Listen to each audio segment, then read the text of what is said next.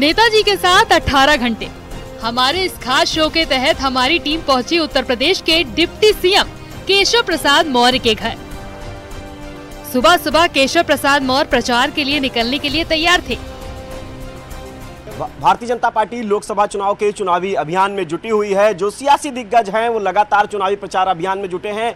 आज हम deputy CM Keshav Prasad Maurya ji के साथ चुनावी यात्रा में निकल रहे हैं और जानेंगे कि आखिर क्या है सियासी समीकरण। डिप्टी सीएम केशव प्रसाद मौर्य जी चुनावी यात्रा के लिए निकल चुके हैं। सर बैठे हुए हैं और अलग अलग जनपदों के ताबड़तोड़ दौरे डिप्टी सीएम केशव प्रसाद मौर्य जी कर रहे हैं।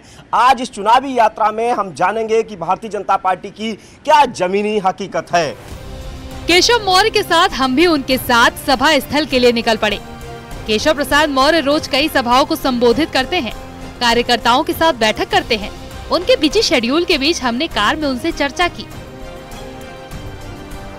डिप्टी सीएम केशव प्रसाद मौर्य जी चुनावी यात्रा में लगातार जो अलग अलग जगहों पर पहुंच रहे हैं और केशव प्रसाद मौर्य जी लगातार बैठकें करते हैं। आज भी सर लखनऊ के कुछ लोग आपके साथ में बैठे थे। चुनावी अभियानों की लगातार आप समीक्षा कर रहे हैं, चाहे वो लखनऊ हो या उत्तर प्रदेश के दूसरे जिले। तो सबको मिला करके लक्ष्य यही है कि भारतीय जनता पार्टी का कमल और भाजपा गठबंधन के जो हमारे साथी दल हैं उनके प्रत्याशी जीतें और तीसरी बार मोदी सरकार वह भी प्रचंड बहुमत से बने। सर आप देख सकते हैं तस्वीरों में अब हम लोग पहुंच चुके हैं मंदिर पर और यहां से डिप्टी सीएम केशव प्रसाद मौर्य जी चुनावी अभियान की शुरुआत करेंगे। अपने पहले सभा स्थल के रास्ते में एक मंदिर पर केशव प्रसाद मौर्य का काफिला रुका। केशव मौर्य हनुमान जी के बड़े भक्त हैं। वो रोज सुबह हनुमान जी की पूजा किए बिना घर से नहीं निकलते, लिहाजा रास्ते में वो मंदिर पर रुक गए। मंदिर के अंदर उन्होंने हनुमान जी को फूल की माला चढ़ाई। पूजा पाठ के बाद केशव प्रसाद मौर्य का काफिला एयरपोर्ट की ओर बढ़ गया। पूजा पाठ करने के बाद में अब डिप्टी सीएम केशव प्रसाद मौर्य यहाँ से निकल रहे हैं और एक बार फिर हमने उनके साथ सियासी चर्चा की। सर ताबड़तोड़ जनसभाएं आप कर रहे हैं, आज फिर आप निकल रहे हैं, क्या माहौल भाजपा का देख रहे हैं? तमाम जगहों पर आप गए। भारतीय जनता पार्टी की 2014 में अगर लहर थी, 2019 में अगर आंधी थी, तो 2024 में सुनामी है। ये भाजपा की है, कमल के फूल की है। बदायूं की लोकसभा सीट, वहां से शिवपाल यादव जी जो कि सपा मुखिया अखिलेश यादव के चाचा हैं, उनके बेटे आदित्य यादव चुनावी मैदान में हैं। वहीं दूसरी तरफ अगर बात करें मैनपुरी की, डिम्पल यादव चुनावी मैदान में है। अखिलेश यादव जी की सपा मुखिया अखिलेश यादव की धर्मपत्नी है। किस तरह से इन सीटों पर देखते हैं? सपा इनको अपनी मजबूत सीटें मानती है। इस बार भारतीय जनता पार्टी जब 80 की 80 सीटें जीतेगी तो मैनपुरी भी भाजपा की होगी, कन्नौज भी भाजपा की, फिरोजाबाद भाजपा की थी, बदायूं भाजपा की थी। यहाँ पर हम पुनर्वापसी करेंगे। और जो उपचुनाव में हम लोगों ने आजमगढ़ सीट को जीता था, वह सीट भी हमें पूरा विश्वास है कि दिनेश लाल यादव निरहुआ फिर इस बार विजयी होंगे और बड़े अंतर से विजयी होंगे। दो लड़कों की जोड़ी कितना चुनौतीपूर्ण है? देखिए, उनको लड़के कहना नहीं चाहिए पहले, क्योंकि उनके बच्चे, राहुल गांधी जी की शादी नहीं हुई है, लेकिन अखिलेश जी परिवार वाले हैं। इनके बच्चे अगर उनको लड़के कहा जाए तब तो ठीक है। उस गठबंधन को जनता का समर्थन नहीं है। वो रोड शो करें, वह चाहे अन्य कोई शो करें, सभा करें, लेकिन उस सब का कोई असर जनता के मन में नहीं पड़ता है। कितना चुनौतीपूर्ण मानते हैं प्रियंका गांधी वाड्रा को और राहुल गांधी को आप इन सीटों पर? देखिए, श्रीमती प्रियंका वाड्रा जी अमेठी और रायबरेली में 2019 में भी प्रचार कर रही थी। अभी 2022 के विधानसभा चुनाव में तो पूरे उत्तर प्रदेश की बागडोर ही श्रीमती प्रियंका वाड्रा जी के हाथ में थी। लेकिन 19 में क्या हुआ? कांग्रेस का एक सीट वह रायबरेली की इनको मिली थी। 2022 के विधानसभा चुनाव में क्या हुआ? इनके केवल 2 विधायक जीते हैं। तो कांग्रेस उत्तर प्रदेश के अंदर आईसीयू में है। अब केशव प्रसाद मौर्य का काफिला पहुंच चुका है एयरपोर्ट, जहां से उन्हें अपने सभा स्थल के लिए उड़ान भरना था।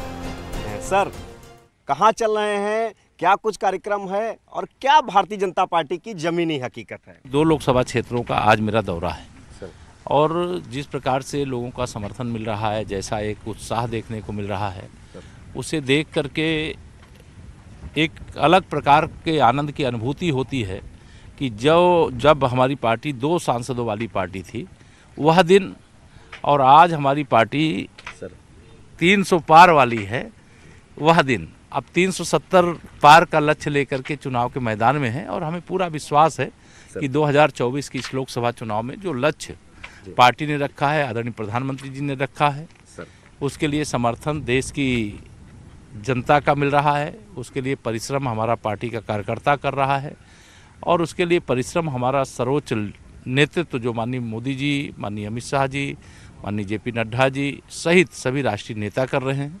तो एक अलग माहौल बना है, और पॉजिटिव दिशा में हमारा देश और हमारा प्रचार दोनों आगे बढ़ रहा है। सर, एक सवाल आपसे ही इस वजह से है कि आप राम मंदिर आंदोलन में मजबूती से शामिल है, और अब प्रमोद कृष्णन जो कि पहले कांग्रेस के नेता थे, लंबे समय तक कांग्रेस में थे, उनका बयान आया है कि राहुल गांधी ने अपनी एक बैठक में कहा था कि हाई पावर कमेटी बना के राम मंदिर के इस फैसले को बदल दिया जाएगा जो सुप्रीम कोर्ट ने दिया है।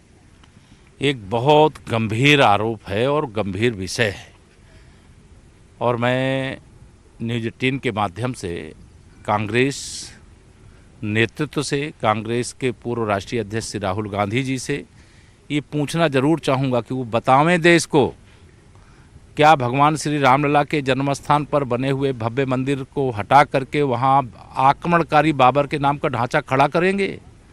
वो बतावें बाबा विश्वनाथ जी का जो धाम बना है उस धाम से मंदिर को हटा करके क्या वहाँ पर आक्रमणकारी औरंगजेब के उस विवादित ढांचे को खड़ा करेंगे? वह बतावें कि जम्मू कश्मीर से जो 370 अनुच्छेद हटाया गया है, क्या वो सत्ता में वापसी का अवसर कभी पा गए तो क्या वह 370 को फिर से वापस लाना चाहेंगे? इसका जवाब देना पड़ेगा, कांग्रेस को जवाब देना पड़ेगा, कांग्रेस के नेतृत्व को जवाब देना पड़ेगा, श्री राहुल गांधी जी को जवाब देना पड़ेगा, श्रीमती सोनिया गांधी जी को जवाब देना पड़ेगा, श्री मल्लिकार्जुन खड़गे जी को जवाब देना पड़ेगा। सर, जो प्रधानमंत्री नरेंद्र मोदी जी भी सीधे तौर पर परिवारवाद की बात करते हैं, समाजवादी पार्टी को लेकर, कांग्रेस पार्टी को लेकर, और अखिलेश यादव ने जो टिकट दिए हैं वो भी 5 अपने परिवार में ही दिए हैं, वो आप लोग भी आरोप लगाते हैं और वो सच्चाई भी है।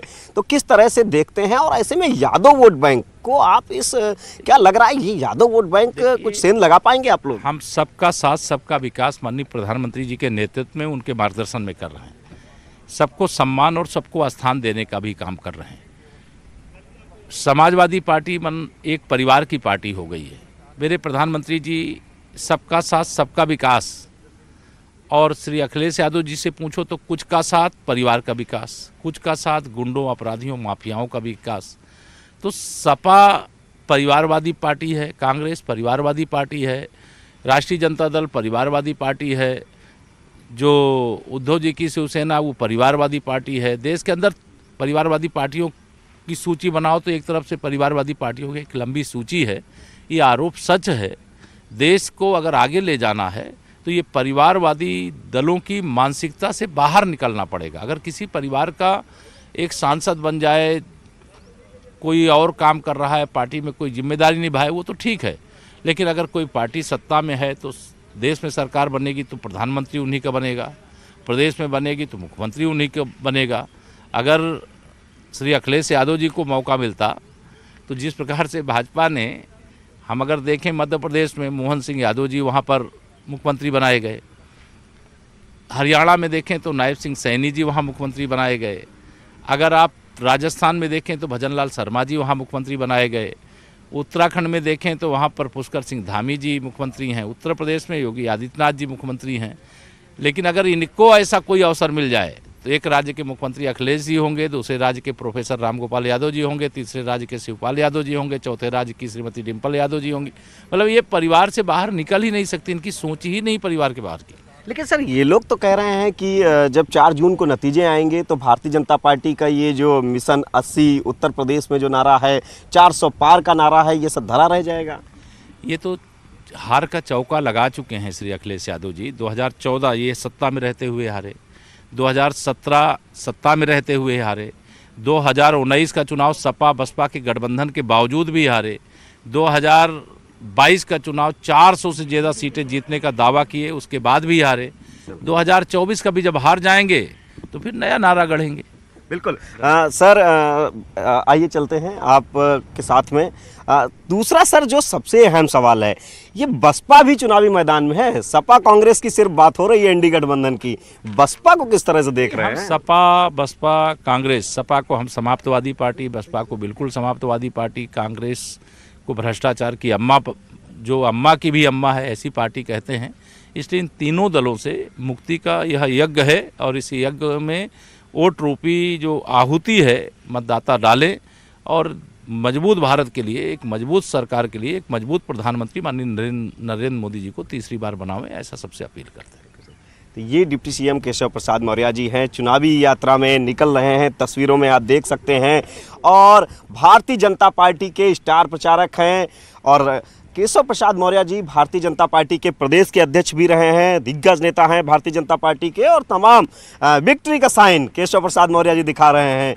सर आखिरी सवाल और ले लेते हैं, अब जा रहे हैं आप, क्या जीत का आप साइन भी दिखा रहे हैं? मैं निश्चित जीत का साइन दिखा रहा हूं कि विजय यात्रा पर ही नहीं, हम लोग महाविजय यात्रा पर हैं और देश में 10 साल लगातार सरकार के बाद हमारे प्रधानमंत्री जी के प्रति, केंद्र की सरकार के प्रति जनता में कोई नाराजगी नहीं है। ये हमारी बड़ी उपलब्धि है और इसके लिए जनता का धन्यवाद करते हैं, कार्यकर्ताओं का परिश्रम जो है उसको प्रणाम करते हैं और तीसरी बार मोदी सरकार बनाने के लिए प्रस्थान करते हैं। बिल्कुल। तो विजय की महायात्रा की तरफ केशव प्रसाद मौर्य जी का कहना है कि हम निकल रहे हैं और आगे भी इस तरह की चुनावी यात्राएं न्यूज़ 18 की जारी रहेंगी। कैमरामैन रवि के साथ संकेत मिश्रा, न्यूज़ 18 लखनऊ।